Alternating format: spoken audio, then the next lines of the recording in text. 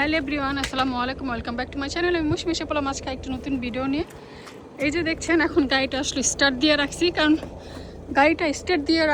কারণ গাড়িটা আজকে পুরো পানি দিয়ে সাবান দিয়ে ওয়াশ করা হয়েছে, ভিতরে একদম পুরো প্রপার ডিপ ক্লিন করা হয়েছে। যে দেখেন, আসলে বিদেশের বাড়িতে নিজেদের কাজ নিজেদেরই করতে হয়, এখানে কিছু করার নেই। তো এখন আবার একটুখানি মুছতেছি, সিটগুলা মুছতেছি, পুরো গাড়িটা মুছতেছি। তো পুরো এই যে পানিতে এখন এই যে মেশিন দিয়ে সব ময়লা ডাস্ট এগুলো পরিষ্কার করতেছি।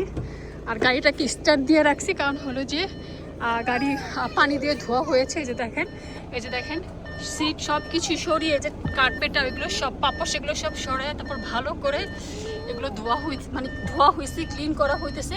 অনেক ডাস্ট ছিল, তো পুরো গাড়িটার পরিষ্কার করতেছি, ডাস্ট পরিষ্কার করতেছি। এই যে দেখেন, এখন গাড়ি স্টার্ট দিয়ে ফুল ভলিউম হিটিং ছেড়ে তারপর রাখতে হবে, যাতে যেন সিটগুলো শুকিয়ে যায়, ড্রাই হয়, নাহলে কিন্তু গাড়ি চালানো যাবে না, পুরো ব্যাক সাইড ভিজে যাবে। তো এখনও সামনে মুছতে হবে, সামনে গ্লাস মুছতে হবে, সামনে মুছতে হবে, অনেক ময়লা হয়ে আছে। এই যে দেখেন,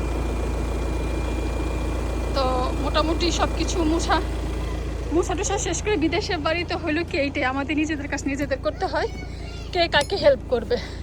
এর জন্য নিজেদের কাজ নিজেরা করি।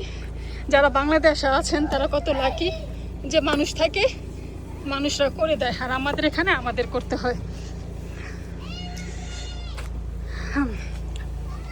সবাই ভালো থাকবেন, সুস্থ থাকবেন। আর আমরা কর্মঠ, বিদেশে থেকে যে কত কাজ করতে হয় আমাদের, সেটা আমরা জানি। তারপর আল্লাহ আমাদেরকে ভালো রাখছে, অনেক সুস্থ রাখছে, এটার জন্য আল্লাহর কাছে শুকরিয়া যাপন করি। নিজের গাড়ি নিজের কাজ নিজের করতে হয়।